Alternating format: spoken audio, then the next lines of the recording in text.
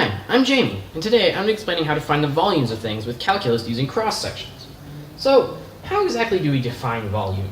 I mean, we know it intuitively is the amount of space taken up by an object, but mathematically it's a little trickier. I mean, if you have a simple shape like this rectangular prism eraser, it's just the length times width times the height. But if you have a more complicated shape, like this spray bottle per se, it's a bit harder to figure out what the volume actually is. Calculus gives us an exact way of finding volume. According to calculus, if you have an object, say this cone, then if you divide it up into lots of little pieces,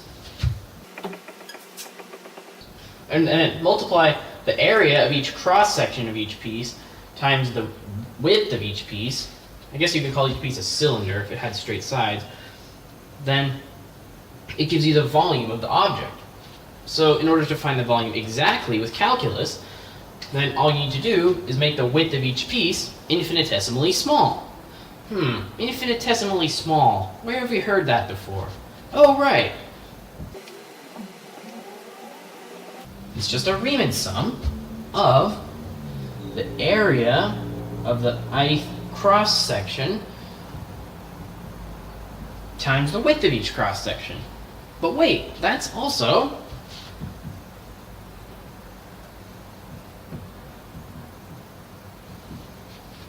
the height of the integral across the whole object, the area of x times delta x. So how exactly can we use this definition of volume to find the volumes of objects? Well, basically, if we have a function, like, let's say, if we have f of spray bottle representing this spray bottle, then the value of that function, if we put it right on the graph, would be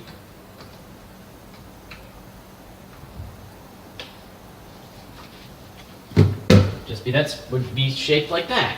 So all we would need to do is find some weird, crazy formula to the 85th degree that represents this shape, and then take the integral of that shape.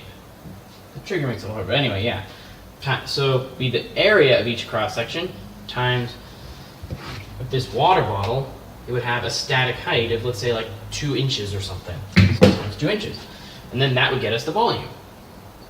But what if it wasn't just a static height? And it was in fact a dynamic height. Like, let's say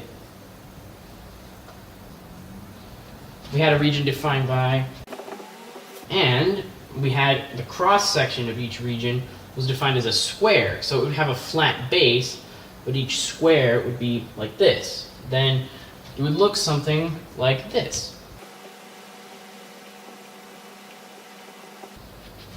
Or maybe like this, if we went from the other side. So the area of this would just be the area of each cross-section, which the area of the cross-section is just the distance between this line and the x-axis.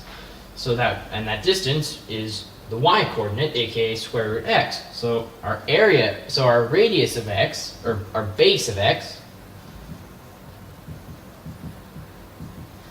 and then our area of x, because it's just squares, would be x squared, or base of x squared. And then our cross section of x would be, and then our volume of x would be the integral from 0 to whatever height of a of x dx.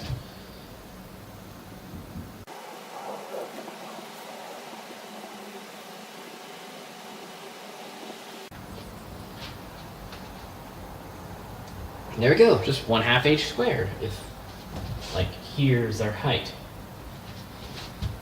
Okay, I'll do one more example to show how.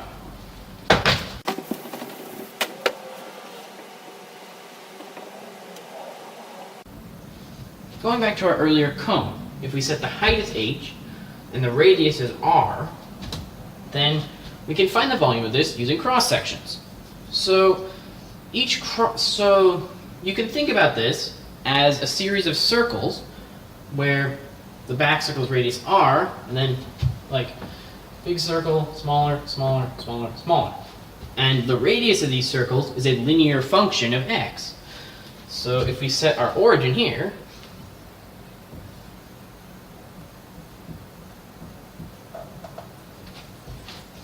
then our cone is, so then this line, this edge of the cone, is defined by r of x equals negative r over h, it's rise over run, x, and then plus r, because that's our y-intercept. So this function describes the radius as we go along with x. So to find the area of a given x, then all we need to do is use the area of a circle formula. And then algebra it a bit some more, and then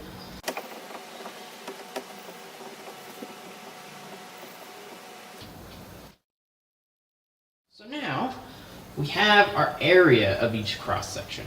Now, using calculus, then we just go across here and add all these up to find the volume. So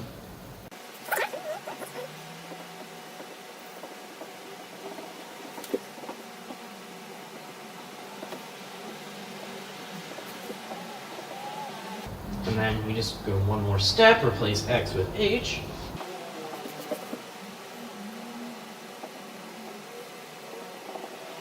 And these two cancel out, so we get pi r squared h over 3. Or, as we know a bit better, the volume formula for a cylinder.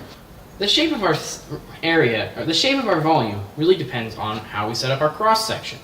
So you're going to see a lot of different cross sections of shapes, and the only hard thing about this is you have to find your base of x, and then you have to find your area of x. If you can do that, you're good. So you just have to know how to deal with your base and your area function. So your base of x, just whatever two lines you have at all times, base of x is always going to be the difference between those lines. That could also be in the y direction.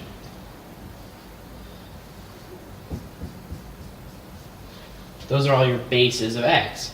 It's just subtracting one function from the other function.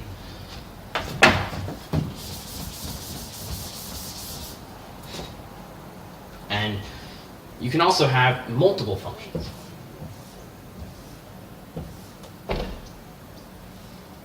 So if we have something like a region like this,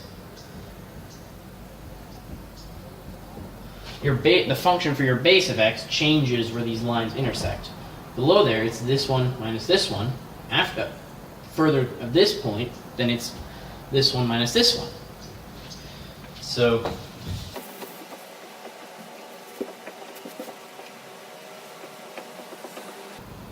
the other trick is to just, once you have your base of it, you need to know how to deal with all sorts of different shapes to go from the width of the base to the width of the shape. And that's just some moderately difficult geometry, but like for a hexagon, since you know that there's 6 triangles, then the interior angle must be 360 divided by 6 is 60 degrees. So the triangle looks like this. Base, base, this area, and then this is a 60-degree angle. It's horrible. That's a 60-degree angle, so this must be root 3 over 2 base. So the area is 1/2 base height, or root 3 over 4 base squared. And you just have to go through this process with all sorts of different shapes. That should be all you need to know for finding the volumes of shapes using cross-section.